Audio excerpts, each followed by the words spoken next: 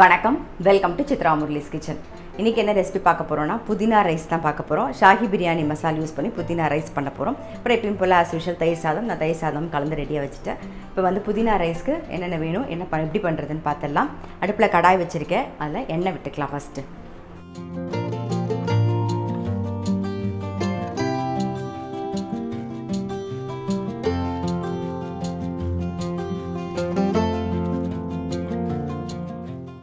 நிறைய பேர் வந்து இந்த கடாய் பற்றி கேட்டிருந்தீங்க. இது ஆக்சுவலாக பார்த்திங்கன்னா 70% இரும்பும் 30% வந்து ஸ்டெயின்லெஸ் ஸ்டீலும் வந்து இதில் இருக்குது. ஸோ இது வந்து நான் வந்து சுந்தர் ஸ்டோரில் தான் வாங்கினேன். ஸோ டி நகரில் இருக்க அந்த கடையும் அது இதில் வந்து அமேசான்லேயோ இல்லைனா ஃப்ளிப்கார்ட்லேயோ எங்கேயுமே கிடைக்காது. நீங்கள் டேரெக்டாக கடையில் போய் தான் இதை வந்து வாங்க முடியும். இது வந்து பொட்டு கடாய் அப்படின்னு கூட சொல்லலாம்.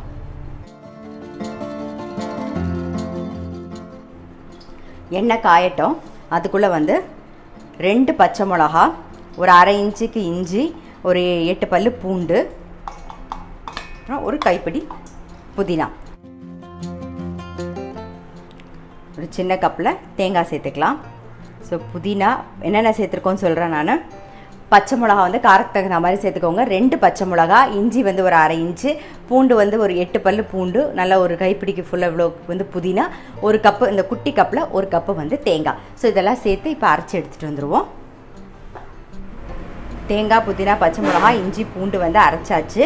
இப்போ வந்து இந்த பக்கம் எண்ணெயும் காஞ்செடுத்து நம்ம வந்து வெங்காயம் சேர்த்துக்கலாம். இதுக்கு வந்து நான் ஷாஹி பிரியாணி மசாலா யூஸ் பண்ண போகிறேன். அதனால் வந்து தாளிக்கலை. நீங்கள் அப்படி இல்லை அப்படின்னா ஒன்றும் பிரச்சனை இல்லை. பட்டை, கிராம்பு, ஏலக்காய், அப்புறம் சோம்பு, பிரிஞ்சி இலை இதை தாளிச்சிட்டு அதுக்கப்புறம் வெங்காயத்தை ஆட் பண்ணுங்கள். வெங்காயம் வதங்கிடுது. ஸோ இப்போ அரைச்ச விழுதை சேர்த்துடலாம்.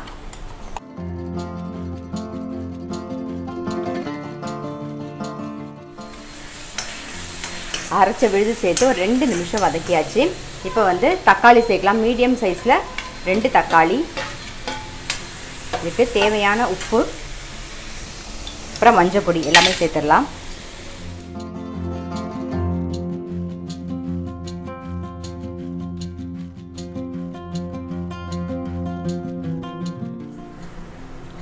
தக்காளி வெங்காயம்லாம் நல்லா வதங்கிடுது. ஏற்கனவே பச்சை மிளகா போட்டிருக்கோம். ஸோ ரெட் சில்லி பவுடர் வந்து ஒரு அரை டீஸ்பூன் சேர்த்துக்கிறேன். தனியா பொடி அது ஒரு டீஸ்பூன். ஷாஹி பிரியாணி மசாலா அது ஒரு டீஸ்பூன். இப்போ எல்லாம் சேர்ந்து கொஞ்சம் நேரம் வதங்கட்டும். நான் சொன்ன மாதிரி தான், ஷாஹி பிரியாணி மசாலா இல்லைன்னா ஒன்றும் ப்ராப்ளம் இல்லை. நீங்கள் எண்ணெய் வந்து காஞ்சதுக்கு அப்புறமா வந்து சோம்பு, பட்டை, கிராம்பு, ஏலக்காய், பிரிஞ்சி இலை தாளிச்சிட்டிங்கனாலே போதும்.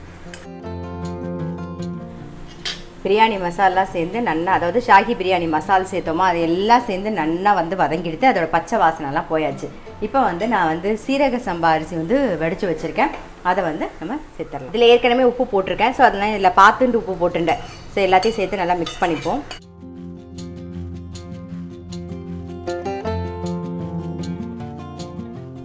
மிளகாய் நல்லா ஒரு ஸ்பூனுக்கு நெய் விட்டுக்கலாம். அப்புறம் கொஞ்சம் கொத்தமல்லி. அவ்வளோதான், நம்மளுடைய புதினா ரைஸ் வந்து ரெடி ஆகிடுது.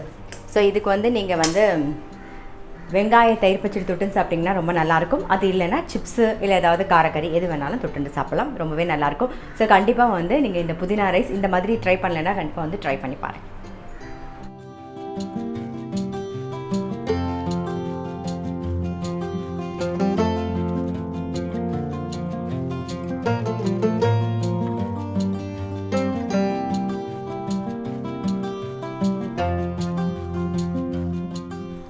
இப்போ அடுத்தது வந்து சிம்பிளாக ஒரு சோலே மசாலா தான் பண்ண போகிறோம்.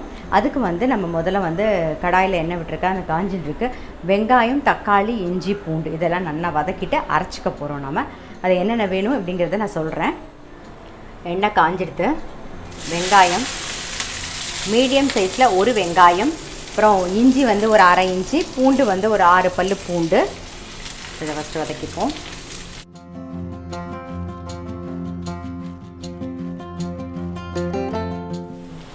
மீடியம் சைஸில் 2 தக்காளி,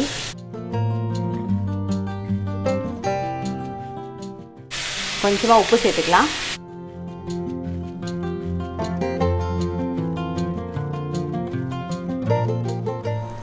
வெங்காயம் தக்காளி நல்லா வதங்கி எடுத்து ஆஃப் பண்ணிடலாம். ஆறுனோடனே அரைச்சிக்கலாம். நம்ம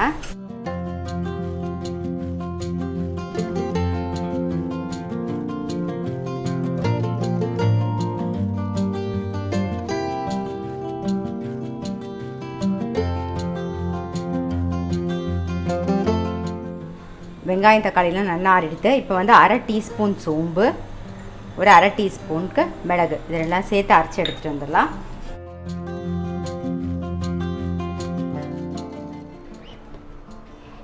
நல்லா அரைச்சி எடுத்துன்னு வந்தாச்சு. இந்த பக்கம் கடாயில் எண்ணெய் விட்டுருக்கேன், அது காயட்டும். எண்ணெய் காஞ்செடுத்து ஒரே ஒரு பட்டை, 2 கிராம்பு, பிரிஞ்சி இலை, அப்புறம் 2 பச்சை மிளகா கீறி வச்சுருக்கேன். அப்புறம் ஒரே ஒரு வெங்காயம் பொடியாக கட் பண்ணி வச்சுருக்கேன்.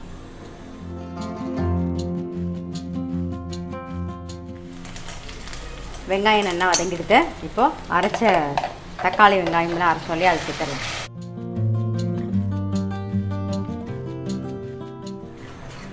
மஞ்சள் பொடி சேர்த்துக்கலாம்.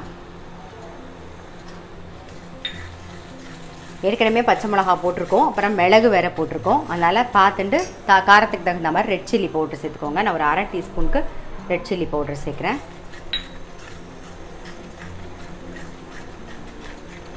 அப்புறம் தனியா பொடி. ஸோ இதெல்லாம் சேர்ந்து நல்லா வதங்கட்டும். நல்லா பச்சை வாசனை போக வதங்கிடுது. ஸோ மிக்ஸி ஜார் அலம்பி நம்ம தண்ணி விட்டுருவோம். இதில் ஒரு கொதி வரட்டும். நல்லா கொதிச்செடுத்து இப்போ வந்து நம்ம வேக வச்சுருக்கிற கொண்டக்கடலையே சேர்த்துடலாம். கொண்டக்கடலை வந்து ஓவர் நைட்டே நான் ஊற வச்சுட்டேன்.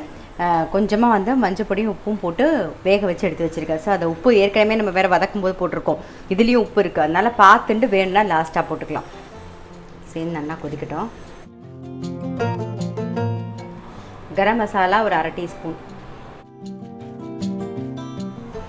ஒரு கைப்பிடி கொண்டக்கடலை வந்து மிக்ஸி ஜாரில் ஒரு ஓட்டு ஊட்டியிருக்கேன். ஸோ அதையும் சேர்த்துடலாம்.